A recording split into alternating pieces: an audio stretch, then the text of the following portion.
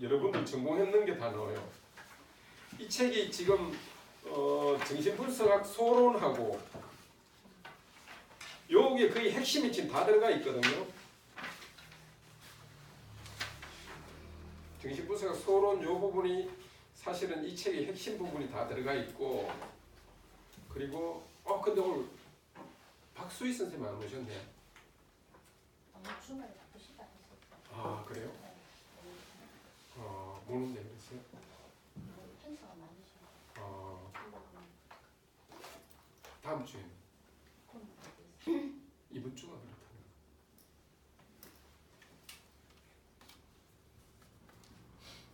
그 다음에 여기 이제 보면은 제일 앞부분에 보면 이제 과학하고 뭐 철학, 사회학, 예술 쪽도 나오는데 선생님 혹시 이거 예술 쪽 한번 읽어보셨어요? 여기 철학 쪽, 철학, 예술, 사회학, 사회과학하고 여러 분야 여기 나오는데 여기 선생님들 조금 질문할 거나 조금 있으시면은 물어볼 거 아니면은 이제 여기서 우리가 이제 그 성화하고 그 이제 성화라는 게 나오는데 특히 이제 그 예술 쪽이나 이게 사실은 넓게 보면은 이 문명 혹은 우리가 이제 지금 현실적으로 가지고 있는 여러 가지 어떤 일단 소극적으로 보면 문명이라는 것 자체가 일종의 이게 욕망이 뭡니까?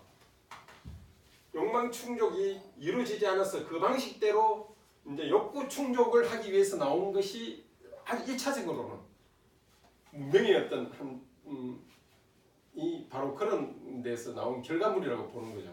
하지만 거기에 굉장히 이제 중요한 게 이제 들어가 있는 거죠. 뭡니까 그게?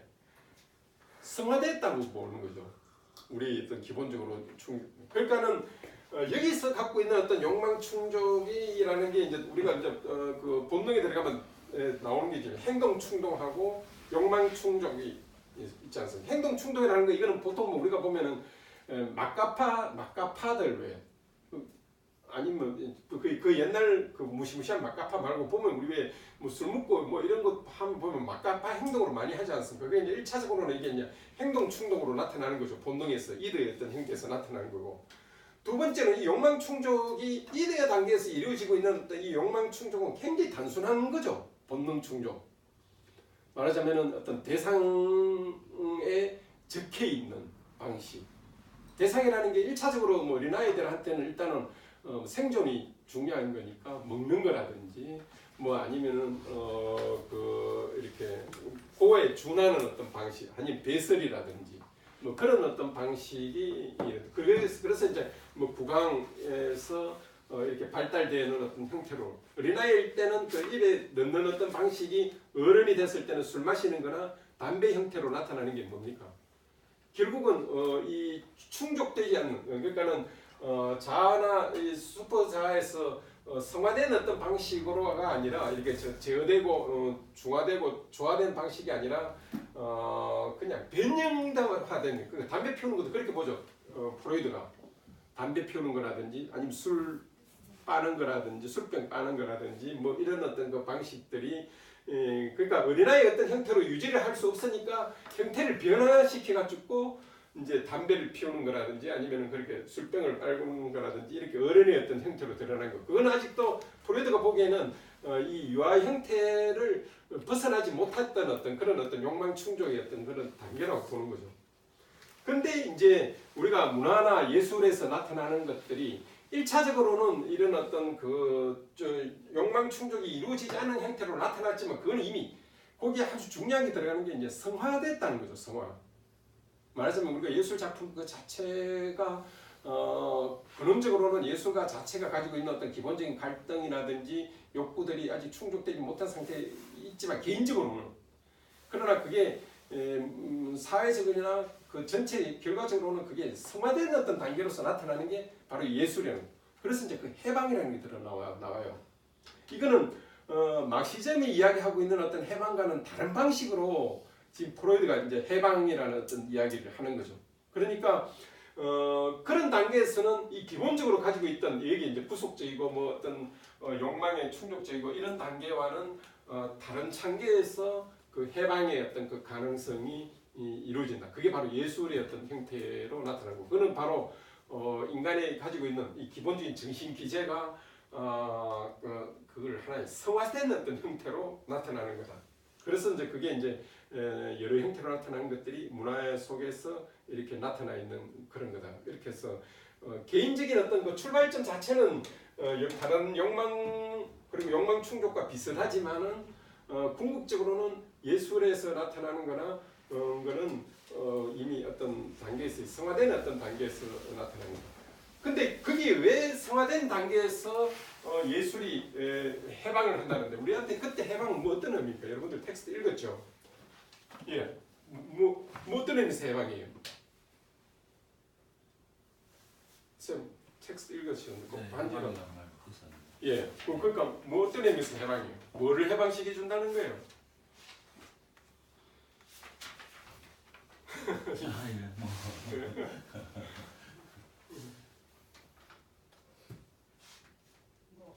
성적인 본능이었던 거를 그럼. 성적이지 않은 것으로 고차원적인 그렇지. 그러니까 우리가 여기서 이제 프로이드가 예술을 어떻게 봤는지가 나오는 거죠. 그러니까 우리가 예술 작품 이런 걸 통해 가지고 기본적으로 굉장히 좀 저질인 욕망들을 뭡니까? 다른 식의 차원으로 치환되고 볼 수 있는. 그러니까는 그런 걸 예술 작품을 통해 가지고 우리 속에 찌꺼기로 남아 있는. 우리가 이제 꿈을 왜 꾸는가 하면은 어떤 욕망 충족이 자질되면서 그 감정이 계속 유령처럼 돌아다니다가 어떤 다른 이미지에 딱 들어붙어가 그게 귀신처럼 우리 꿈속에 탁 나타나는 게 그걸 꿈으로 보거든요. 프로이드한테는. 왜? 감정의 찌꺼기가 완전히 해소될 수가 없으니까. 욕망 충족에서. 그 찌꺼기, 감정의 찌꺼기가 어떤 형태로든 유령처럼 돌아다닌다는 거예요. 그게 어떤 이미지로 딱 들어붙어가 나타나는 게 우리 꿈속에 이상한 형태로 막 나타나는 게 우리 속의 어떤 꿈속의 이미지라는 거예요. 그런데 예술 자체가 뭡니까? 그런 감정의 찌꺼기들을 뭡니까? 해소화시켜주는, 즉 해방의 어떤 역할을 가지고 있는. 그래서 우리가 위대한 예술 작품을 보면 계속 뭡니까? 순화되잖아요. 어떤 작품 자체를 이렇게 가만히 그냥 한번 보고 그냥 1분 만에 넘기지 마시고 왜 어떤 작품들을 집중적으로 한 5분, 10분 동안 집중적으로 하면 그 예술 작품에서 오는 우리를 계속 뭔가 이해는 못해도 상관없어. 이해의 문제를 떠나면 자꾸 하면 우리가 한 수 접고 들어가기 때문에 자꾸 이렇게 시험 치는 방식으로 자꾸 예술 작품을 대하지 말고 자기 있는 그대로 예술 작품이 자꾸 대하면서 그 예술 작품에서 나오는 혹은 우리 속에 남아 있는 어떤 감정들의 어떤 것들을 순화시키는 작업만 하면 되는 거니까 그 감정을 느끼고 그대로 받아들이면 되는 거니까. 그리고 이게 프로이드가 혹시 그 예지몽이 예술적 승화하고도 맥이 같은 맥으로 연결시킬 수 있지가 않을까요? 예지몽하고 성화하고요. 예. 그러니까는 이 성화는 이제 프로이드가 예술 작품에 대해서 굉장히 고무적으로 지금 바라보고 있는 거거든요. 많은 문화를 굉장히 불안하고 어떤 거는 나쁘게 많이 보는 것도 있는데 그러나 카테고리상으로 보면 예술도 문화에 속하거든요. 근데 문화 중에 특별하다는 거죠. 즉 해방적인 어떤 그게 갖고 있는다는 거죠. 근데 그런 점에서는 이 원초적 경험을 불러낸다라고 보면은 프로이드가 그렇게 이야기하지는 않았지만 원초적 경험을 불러내준다고 이렇게 할 경우는 가능하겠죠. 왜? 인간이 갖고 있는 원초적 경험은 뭐 어떤 겁니까? 프로이드는 이 문명 자체를 일단 굉장히 부정적으로 봐요. 왜 부정적으로 보는가 하면 이 문명 자체가 우리 에로스를 억압시키는 거예요. 근데 이 에로스는 자꾸 여러분들이 생각하기에는 이거 섹슈얼리테티 해가지고 자꾸 여자 남자하고 하는 것만 생각하는데 그게 아니고 이 에로스는 그게 아니라 그 가장 원초적인 거는 그 사랑하는 거예요. 어떤 여자는 남자에 대해서 남자는 여성에 대한 어떤 그런 원초적으로 사랑하는 어떤 그런 원초적인 경험이 들어가 있는 게 그게 일차적으로 원초적인 생명과 관련된 에로스거든요. 그러니까 섹슈얼리테티는 그거는 나중에 이제 아주 단계가 많이 돼가지고 나오는 신체 오르가니즘하고 결합된 게 이제 섹슈얼리테티고 그래서 그런 에로스를 이게 문명 때문에 없어진다고 봐요. 문명이. 왜? 문명은 근친상간을 뭡니까? 이 농경사회가 되면서 절대화, 악화시켜버리잖아요. 그러면서 어린아이들과 하여금 일종의 트라우마 비슷하게 덮어 씌워버리는 거예요. 문명의 어떤 그 도덕성이나 이런 걸 통해 가지고. 그래서 이 슈퍼에고가 겉으로는 이게 에고하고 이들한테 도덕성을 준다고 하지만은 안에 집단 논리가 들어가 있어요. 슈퍼에고 속에. 그렇지 않습니까? 도덕이라는 게 다르지 않습니까? 이슬람 도덕이 다르고 유교 도덕이 다르고 서양 도덕이 다르지 않습니까? 이게. 그러니까 이 에고 자체는 이 속에 이미 어떤 그 하나의 집단 농경적 어떤 특히 부권적인 어떤 그런 것들이 지금 이 안에 내재되어 있는 거예요. 그래서 이 이들 자체를 우리가 이제 요 아주 카테고리하게 설명을 딱 하면은 에고가 여기 이제 가장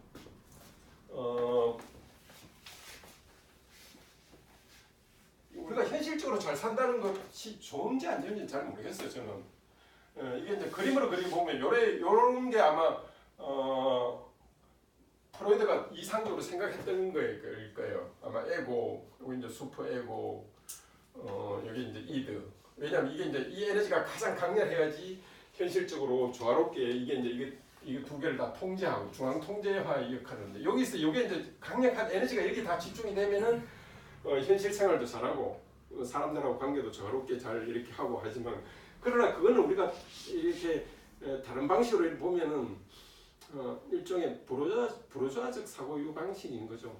그냥 중산층적 사유 방식, 니체식으로 이야기한 마르크스식으로 비교하면은 중산층적 사유 방식. 왜 현실이라는 게 그런 거지 않습니까? 현실 객관화, 대상화 한다는 그 자체가 이미 그 사회의 어떤 그 도덕성까지로는 아니지만은 그 어떤 현실에 대한 긍정, 이런 게 들어가 있으니까. 그래서 에너지 전체 양은 한정돼 있으니까 풍선이 이쪽으로 쭉 할지 이쪽으로 할지는 그 사람이 갖고 있는 퍼스널리티에 따라서 각각이 다르지. 왜 에너지가 한정돼 있을 테니까. 그러나 이 자체가 이렇다고 해가지고 과연 그게 사회 전체가 또 바람직할지는 굉장히 퀘스천 마크예요. 이게 바로 이제 문제점이에요. 개인이 이렇다고 해가지고 사회가 이렇게 건전하게 이루어지라는 건 아니라는 거예요. 근데 프로이드는 그렇게 본 거예요. 개인 심리가 곧바로 사회 심리로 전이된다고 봤어요. 논리가. 이게 프로이드가 지금 제가 생각엔 잘못 좀 본 게 아닌가 그렇게 봐요.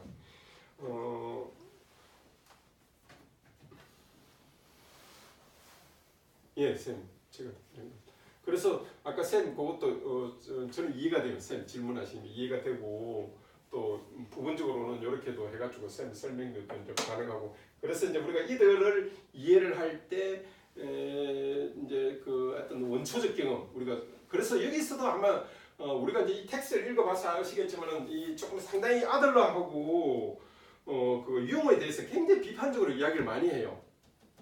근데 그건 내 생각에는 이 프로이드가 굉장히 좀 속이 좁은 그런 거라고요. 제 같은 경우는 어떻게 보는가 하면은 융은 융대로 또 나름대로 뭐 개인적인 어떤 그런 것 때문에 뭐 여러 가지 얽히고 설키가지고 뭐 이렇게 해서 굉장히 보면은 여러 군데서 지금 아들러하고 프로이드 저 융을 비판을 많이 하는데 저는 이제 거의 조금 이렇게 보편주의자라 가지고 좀 이렇게 포괄주의자라 가지고 그렇게 한 것도 나름대로 인간에 대한 어떤 이해 방식이 굉장히 많이 어떤 새로운 어떤 방식에 도움을 많이 줬다고 하는데 융이 가지고 있을 어떤 그 기본적인 생각들이 이미 프로이드한테도 그게 녹아져 있다는 거. 그게 이제 좀 여러분들한테 그리고 요걸 이제 잘 집중적으로 요 문제를 굉장히 좀 해보면은 인간 이해되는 어떤 방식을 우리가 지금 현대 이성적으로 지나치게 과학화되고 그리고 물질화되고 이런 것들에 대한 또 새로운 어떤 인간에 대한 어떤 이해 방식이 들어가 있지 않나. 그리고 빅데이터로 대변되고 있는 어떤 현대의 어떤 인간에 대한 어떤 그 통찰 과학적 방식이 프로이드 같았으면 펄쩍펄쩍 뛰었을 거다. 왜? 이 기대 자체가 갖고 있는 근원적인 무한성 자체가 결코 측정되어질 수 없는 어떤 방식으로 인간 존재의 어떤 규정을 하고 있기 때문에 그래서 우리가 이제 그런 거지 않습니까? 특히 이제 젊은 분들은 지금 현대에서 막 벌어지고 있는 여러 가지 과학적 어떤 그런 논리를 한편으로는 또 그 대안도 내야 되고 또 거기에 대한 어떤 문제점도 이야기를 해야 되는데 이런 이론들을 갖고 있으면은 거기에 대한 어떤 여러 가지 대안과 비판과 여러 가지 어떤 다른 가능성들에 대한 어떤 논리들이 여기서 살아있다는 것 자체가 그래서 이 고전의 힘이 위대하다는 것은 끊임없이 고전으로부터 현대의 사유에 대한 대안과 또 다른 어떤 사유의 가능성들을 끊임없이 가져올 수 있다는 게 바로 이 고전에 갖고 있는 위대한 그 어떤 그런 거예요. 조금 속되게 말하면은 시장에 팔아먹을 것들이 좀 많다라는 거. 속되게 말하면 그래서 자꾸 고전에서 그래야지 자기 논리를 여기서 끌어와서 다른 사람 이야기하면 먹힌다는 거예요. 아니 좀 속되게 이야기하면 그렇습니다. 예, 다음 시간에는 질문을 좀 받아야 돼요. 제가 다음 시간 이거를 지금 주로 이제 예술 쪽에 이제 제가 좀 치중해서 이야기를 했는데 여기 이제 사회과학하고 철학하고 뭐 이렇게 좀 여러 가지 이제 개별 과학에 관해서 어떤 이야기들이 나오겠는데 그거는 이제 이게 하나 우리가 이제 또 다시 아까 우리 가요 중에도 잠깐 나왔지만은 이 개인적인 어떤 이 차원을 발견했다고 이게 곧바로 사회로 전이시키면 안 돼요. 프로이드는 그렇게 생각했거든요. 이 개인적인 어떤 이 차원에서 발견된 거. 그리고 또 두 번째는 칼 포프는 여기 이 수산 선생님 칼 포프 아십니까? 들어본 것 같아요. 들어보기만 했구나. 오케이. 그럼 내용을 제가 지금 말해줄게요. 이 칼 포프 같았으면 이 프로이드가 이거를 과학으로 생각하는 것에 대해서 펄쩍펄쩍 뛰어요. 왜 그러나 반전 가능성이 있어야지만이 과학적 진술이 된다 그러거든요. 그러니까 우리가 어떤 진술, 그러니까는 그러니까 뭐 어떤 진술을 과학적인 어떤 진술이 나오지 않습니까? 그럼 진술이 나오면은 거기에 대한 반전 가능성이 있을 수 있는 혹은 언젠가 후에 있을 수 있는 어떤 그런 수 있는 가능성을 이 진술 속에 포함돼야지만이 이게 과학적 진술이 되는 거예요. 근데 이 프로이드의 이 이론 전체는 과학적 진술이 될 수 없다고 봐요.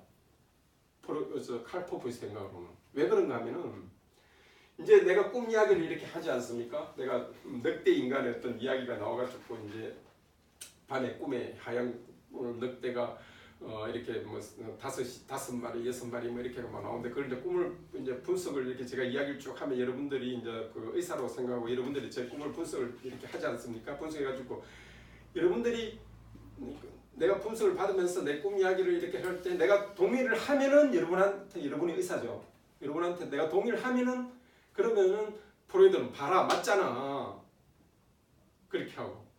그런 다음에 내가 이제 여러분 의사가 내 말을 하는 거에 대해서 내가 이제 그거 아니다. 나 그런 의미로 이야기한가. 그런 거 아닌가 틀린 것 같은데 하면은 이제 또 여러분들이 뭐라고 이야기를 하는가 하면 의사로서 여러분이 뭐라고 이야기하는가 하면 내가 방어 기제를 작동을 시켜가지고 의사의 말을 지금 저항하고 있다.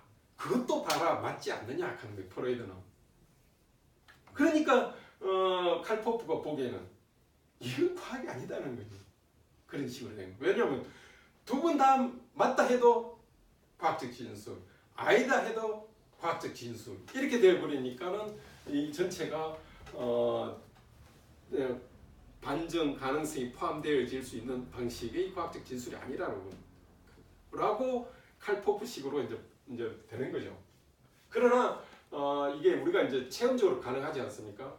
이제 저는 이제 제 개인적인 체험으로는 제가 이제 독일에 이제 공부를 할 때 그 당시에 은행에 뭐 이게 이 카드 넣으면 돈 나오는 게 우리나라처럼 탁 카드 꼽아 넣고 그냥 카드만 빼고 집에 갔어요.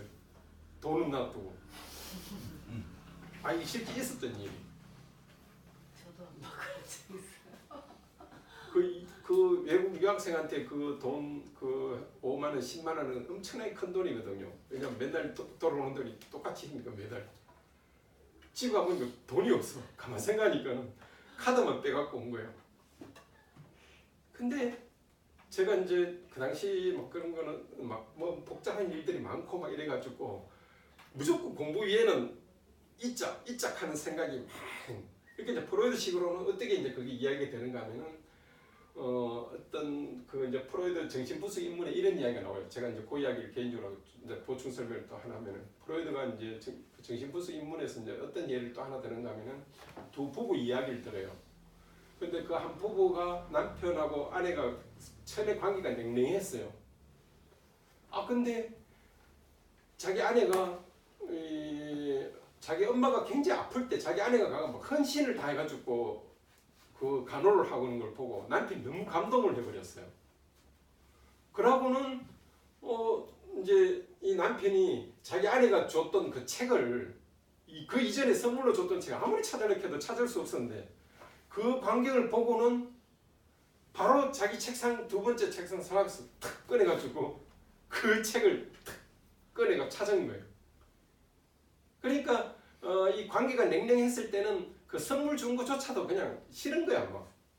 싫으니까 그냥 같은 예, 뭐 잊은 것처럼 그렇게 이제 했는데 이 아내가 그렇게 헌신하는 걸 보고 아내에 대한 어떤 생각이 바뀌면서 잊혀졌던 기억이 그 책이 그대로 이렇게 하는 거예요. 그러니까는 우리가 이제 책을 잃어버린다, 뭐 돈을 잃어버린다 하는 건 그냥 잃어버리는 게 아니라는 거예요. 그게 무의식적인 심리 기제가 작동이 지금 같이 되고 있는 거예요. 그게 작동이 돼가지고 있게끔 하고 잃어버리게 하고 그냥 누구를 그냥 이름을 까먹게 해버리는 거예요. 그게 이제 무의식이 그렇게 지금 작동이 돼가지고 그게 해소가 돼버리니까 그냥 그대로 책을 찾게 돼버리는 그런 경우. 그러니까 그런 걸 보면은 이 정신 기제 뭐 이렇게 메타하게 설명한 거는 또 조금 문제가 있고 뭐 여러 가지 뭐 있을 수도 있고 이러지만은 실제 어떤 구체적 케이스 바이 케이스로 들어갔을 때는 상당히 거기에 수긍되는 논리들이 굉장히 많이 작동하고 있는 그런 거랍니다. 그것은 부정할 수 없는 우리 개인적인 어떤 체험에서도 우리가 보고 누구나 객관적으로 어떤 이야기가 이렇게 나오면 그게 이제 되어질 수 있는 어떤 그런 방식으로 지금 작동이 되고 있다. 그래서 이 꿈에서 여러 가지 어떤 그 나타나는 것들이 결국은 현실에서 욕망 충족이 완결되지 못한 어떤 방식을 그걸 꿈을 통해서 그 현실적인 어떤 그거를 자기 보존도 하면서 또 간접적으로 충족의 어떤 그 대안으로서 나오고 있는 어떤 방식들이 꿈이나 아니면 실수나 뭐 이런 어떤 여러 가지 어떤 형태로 나타난다는 그런 개별적인 경우에서 보면은 우리가 많은 경우 또 수긍되어질 수 있는 그런 부분들이 있다. 이런 면에서 굉장히 칼포퍼식의 어떤 방식으로 과학적으로 진술 형태로는 아니지만은 또 다른 방식에서의 어떤 그런 과학적 어떤 사유의 어떤 가능성으로서 지금 작동하고 있다. 그렇게 볼 수 있습니다. 예, 또 질문 좀 받고 이제.